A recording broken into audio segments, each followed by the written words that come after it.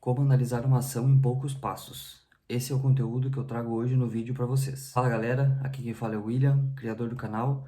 Para quem não me conhece, aqui nesse canal a gente fala sobre finanças e investimentos, onde eu compartilho com vocês a minha trajetória de investimentos e tudo sobre os meus estudos, o que eu venho aprendendo e o que eu posso compartilhar com vocês, tá? Eu não sou nenhum assessor de investimentos, nenhum consultor de investimentos, sou apenas uma pessoa comum compartilhando com vocês o conhecimento ao longo dessa trajetória. No vídeo de hoje eu venho trazer para vocês um pouco sobre como eu analiso meus investimentos, alguns fatores que são relevantes para mim nas minhas análises e que fazem sentido na alocação da minha carteira para os meus objetivos. Tá? Então você pode analisar, ver se de repente esses fatores também fazem sentido para você e você pode analisar as ações dessa forma, tá?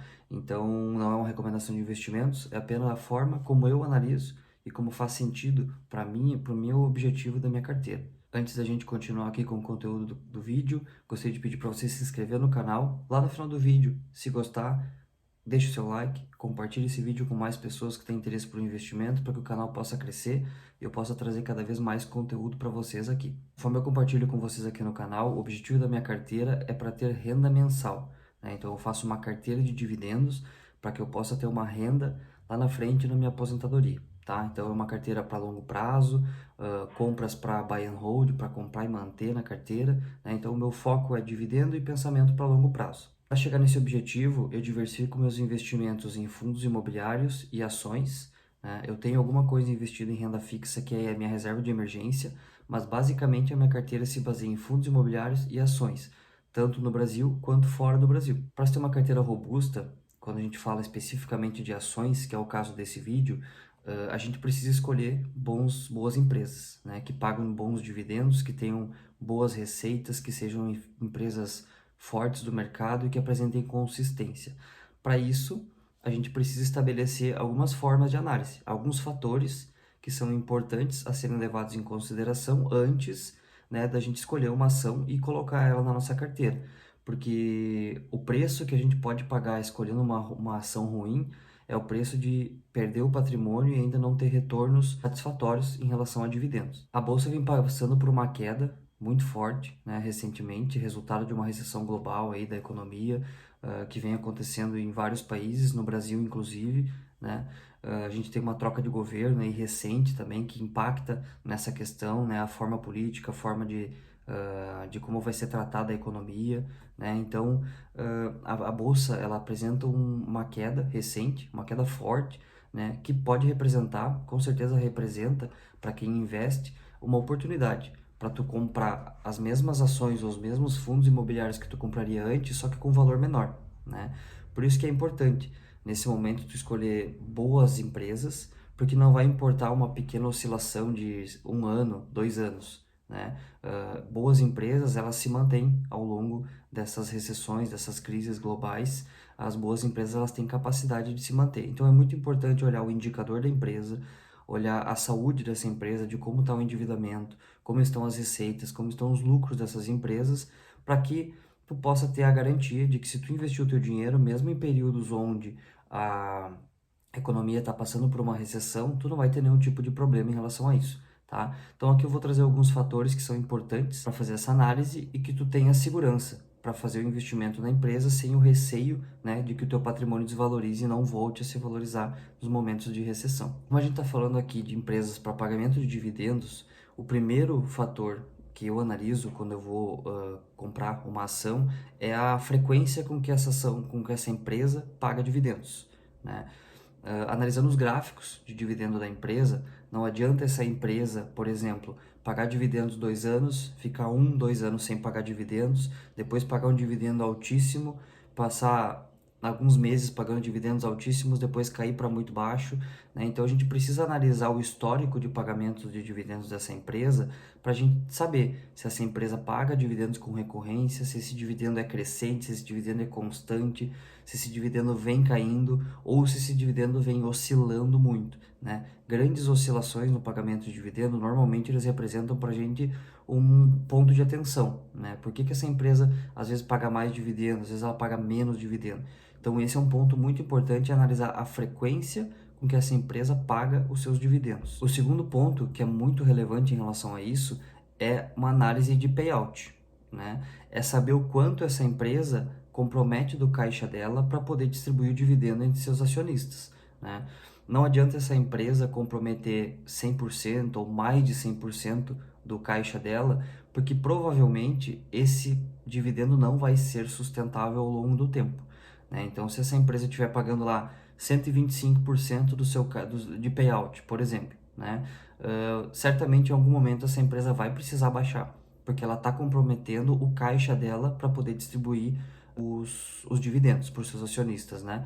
Então é muito importante entender o motivo dessa empresa estar distribuindo a sua capacidade acima, né? Acima dos 100% de payout, entender o porquê disso, entender se isso vai ser uma necessidade regular da empresa, se ela precisa fazer isso para pagar dividendos, ou senão ela não consegue pagar. Então esse é um ponto de atenção.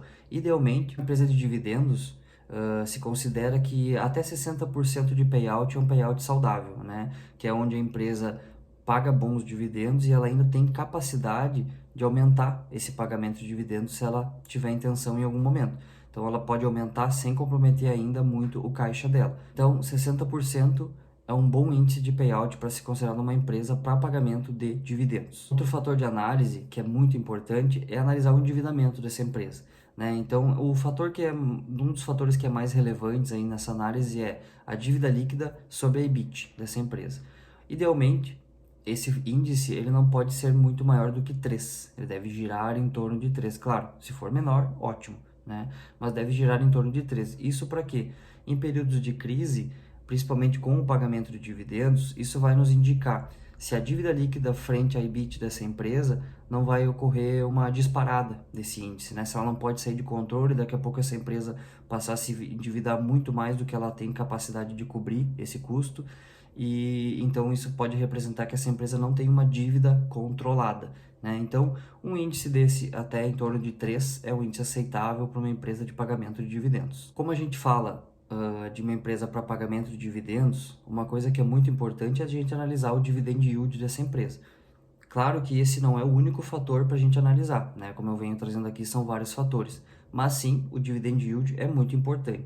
A gente nunca vai escolher uma empresa somente pelo dividend yield, mas ele vai ser um fato de relevância aí para a gente analisar, tá? Então, para uma boa empresa, para uma boa pagadora de dividendos, dividend yields aí acima de 8%, né? 8%, 10%, 12%, são dividend yields muito bons para a gente considerar no pagamento de dividendo. Imagina que tu vai ter aí de 8 a 12% de retorno no ano, fora a valorização da empresa, né? Tu vai ter o pagamento dos dividendos nessa faixa, que já vence a inflação, né? Toda empresa já vence a inflação, mais o retorno de rendimento dessa empresa, que ela pode se valorizar. Claro que vai ter momentos de baixa, mas ela também, ao longo prazo, tende a se valorizar. Claro que a gente tem casos de pagamento de dividendos aí muito acima, tem casos de pagamento de dividendo de 20, 21, 30, 40, 50% de dividend yield aí acontece. Tem empresas que fazem esse tipo de distribuição, mas é muito importante a gente analisar os outros fatores juntos. Nunca comprar uma empresa ou investir em uma empresa somente pelo dividend yield dela, porque ela pode não ser uma empresa muito saudável. Tá? Então é importante que a gente faça toda essa análise. Outro fator que é muito relevante na análise da empresa é a gente olhar para o ROI dessa empresa.